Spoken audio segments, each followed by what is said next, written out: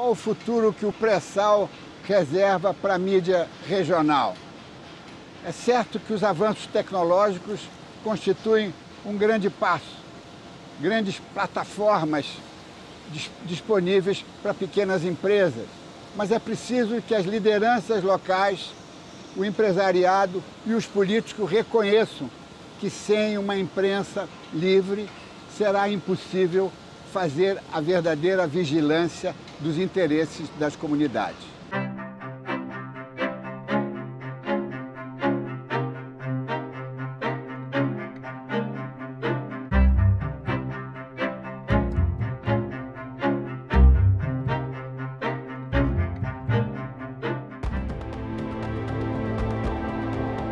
A imprensa do interior convive com dificuldades estruturais que acabam afetando a qualidade dos veículos. A cobertura na região é prejudicada pela falta de equipamentos, profissionais qualificados e, sobretudo, pela falta de autonomia. Além da cobertura regional, um outro compromisso do jornal foi não fazer cobertura Hard News. Por quê? Porque a gente também sabia, pela nossa realidade, vocês estão vendo aqui a redação, a gente não tinha como concorrer com os grandes grupos e também nem era essa a nossa praia mesmo. A gente sabia que não tinha como, mas também não era essa a nossa vocação mesmo. Então a gente optou por procurar um outro foco de interpretação, uma outra linha de cobertura que não seja aquela cobertura factual, mais imediatista que tradicionalmente é feita pelos jornais que se propõem a fazer hard news. Outra dificuldade de imprensa do interior é que você não tem nada aqui, você não tem impressor, você tem que importar, você não tem técnico, você não tem nada, você tem que se virar. A grande mídia não dá o devido espaço para os assuntos do interior. Por conta disso, a relação com a pequena imprensa é complicada. A integração se dá mais facilmente quando o assunto é dramático de interesse nacional. Eu acho que a imprensa regional e a imprensa nacional se complementam muito. A imprensa regional, evidentemente, trata com mais amplitude e com mais profundidade dos problemas daquela comunidade local, enquanto que a imprensa nacional trata das grandes questões do país e do mundo. Portanto, se você tem uma imprensa nacional forte, uma imprensa regional forte, você tem um cidadão bem informado e um cidadão capaz de participar das decisões mais importantes da sua comunidade e do seu país. A gente vem cultivando ao longo de décadas aí um certo fascínio pelo riocentrismo, né, pelo São Paulo-centrismo, por essa concentração de metrópoles e tal, e não alimenta muito essa possibilidade que o país se desenvolva de forma regional. Isso passa também pela cobertura que os veículos supostamente nacionais dão para as regiões. Quase sempre coberturas muito caricatas, quase sempre procurando o exótico. A imprensa dos grandes centros, elas mantêm uma ligação com a imprensa regional, mas só quando elas precisam. Elas não mantêm uma relação de duas vias normal. Por exemplo, imaginemos que eu trabalho numa grande empresa aqui, de uma afiliada.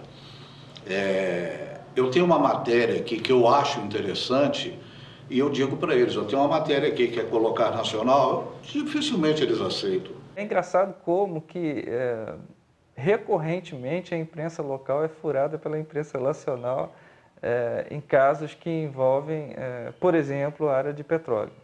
É comum que coleguinhas daqui fiquem sabendo de determinadas ocorrências pelos veículos de fora, pelos coleguinhas de fora, que começam a ligar para saber o que está acontecendo. Isso mostra uma certa deficiência da imprensa local. E aí depois é que eles vão correr para apurar o que está acontecendo e aí promover essa interação na cobertura e tal. O avanço da internet chegou com força ao interior. Os blogs ocuparam o espaço deixado pela pequena imprensa tradicional. É uma cidadania aqui que se organizou e deu um nome para isso, chamou isso de Rede Blog, e que tem vários blogueiros, jornalistas ou não, que conseguiram furar o bloqueio da mídia e que tratam questões muito relevantes locais, que driblam os interesses locais, mas também às vezes se colocam com toda a transparência com relação aos seus interesses e tornam isso muito mais plural. A gente tem por aí, Brasil afora, blogueiros sendo processados, blogueiros sendo perseguidos, blogueiros sendo até ameaçados, né, cumprindo aquele velho papel que o jornalista, que o repórter mais ousado, há algum tempo atrás, cumpria. Apesar das deficiências, a cobertura regional é fundamental para a comunidade, sobretudo como prestadora de serviço. Eu acho que ela é um grande aliado nas dificuldades, nos anseios, na prestação de serviço. O jornal regional, ele é tão importante, ele faz parte do dia a dia da pessoa. Não adianta a pessoa ter o acesso ao leitor do Estado de São Paulo, Folha de São Paulo, que tem uma participação pequena nas regiões, que o que ele quer é aquela rua, o que impacta determinado imposto, uma programação teatral. A gente prioriza, obviamente, o botequim da esquina, porque quanto mais globalizado é o mundo, mais importante é a notícia local.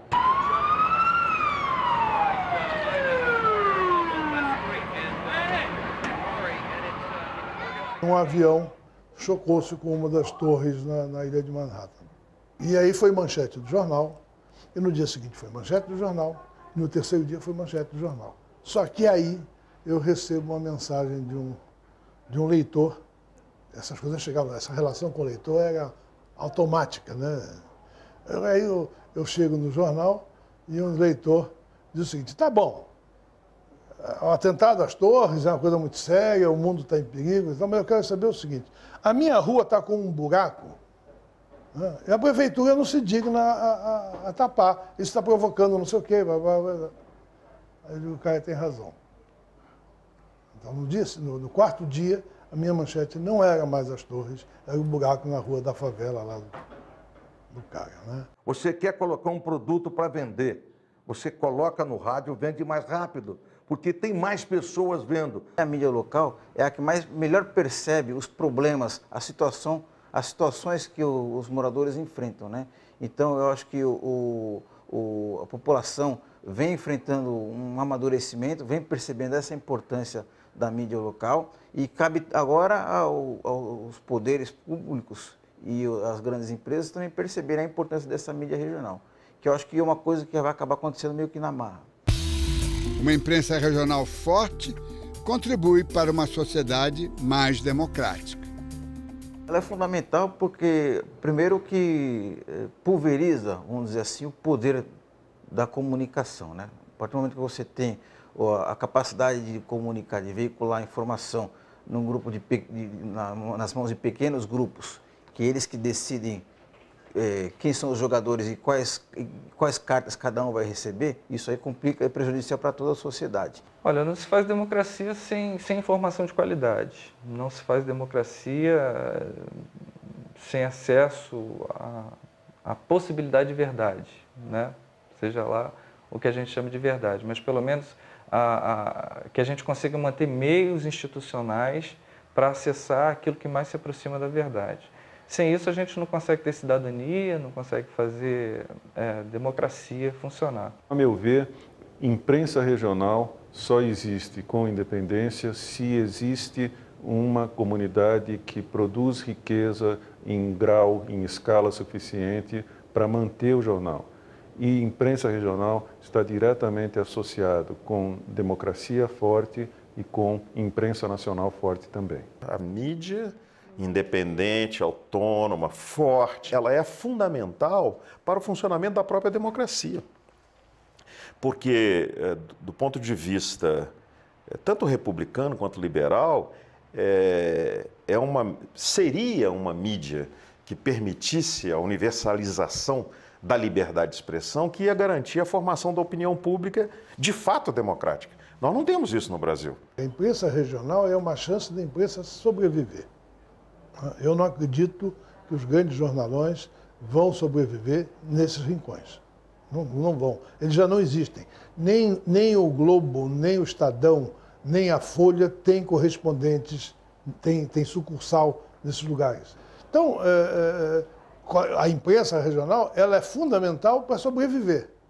Agora, ela precisa sobreviver com qualidade. Eu acho que a mídia regional, ela vai ser a grande sacada dos próximos anos. Por quê? Você começa a perceber já, isso não sou eu que estou dizendo, mas você percebe o movimento dos grandes grupos de comunicação, citar exemplo aqui, próprio G1, a UOL tem feito isso, eles começaram, inclusive, a oferecer conteúdo regionalizado. E quando você começa a oferecer um conteúdo específico, ou seja, de interesse desses leitores, as pessoas começam a ler esses conteúdos, elas começam a se interessar porque são coisas que afetam diretamente a vida delas.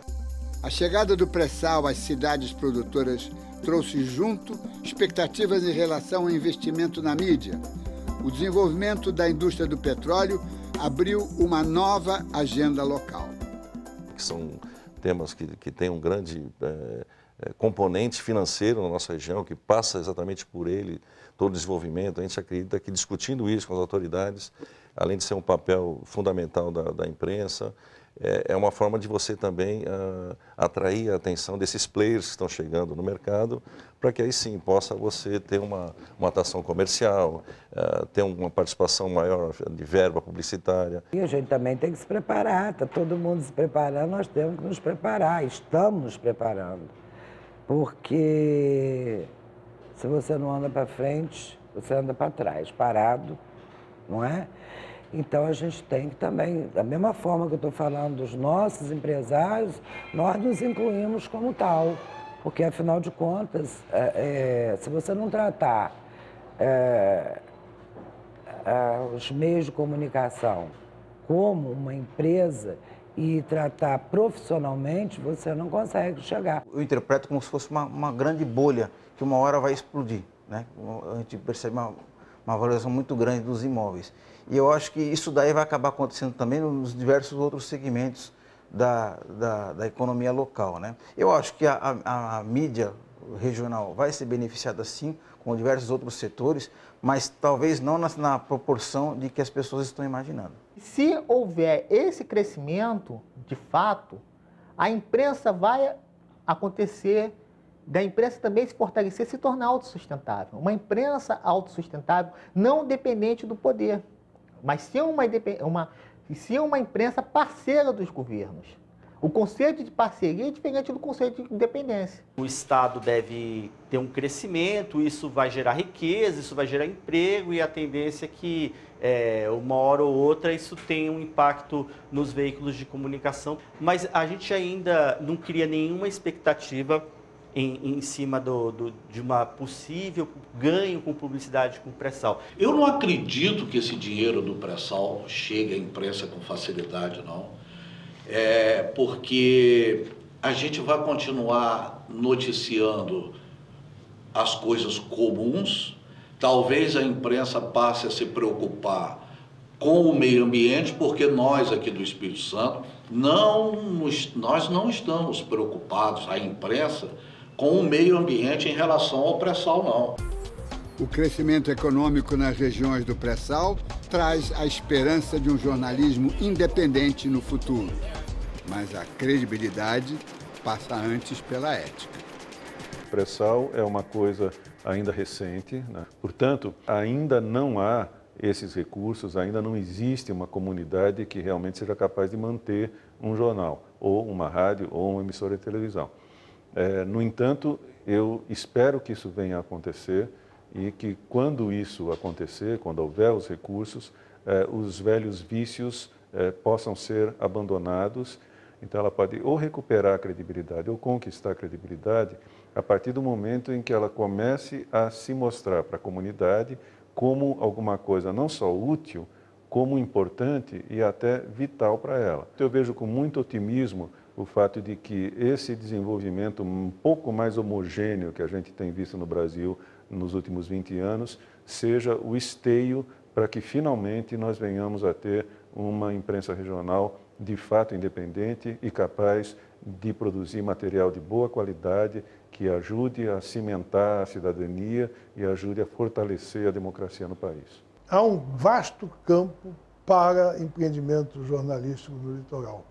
Mas eles não dependem apenas da cabeça das pessoas que vão fazer, dos recursos que elas vão ter, porque isso aí depende da população, depende das autoridades, do povo em geral, do comércio, da indústria. É preciso que eles tenham consciência da importância da imprensa. O peso local de uma prefeitura, de um cacique político, de um coronel empresário, enfim, ela se coloca de forma muito acentuada sobre o jornalista.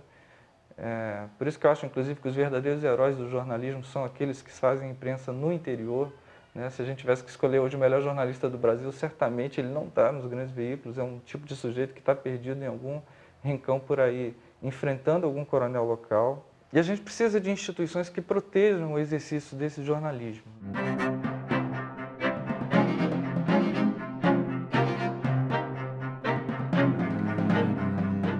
O Observatório da Imprensa foi criado para promover a excelência no jornalismo.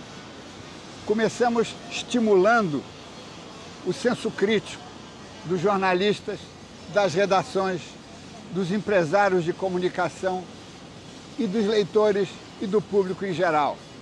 Ao iniciarmos o 15º ano de existência, estamos promovendo a excelência através da inovação. Sonhar o sonho certo. Pensar grande, olhando para o pequeno.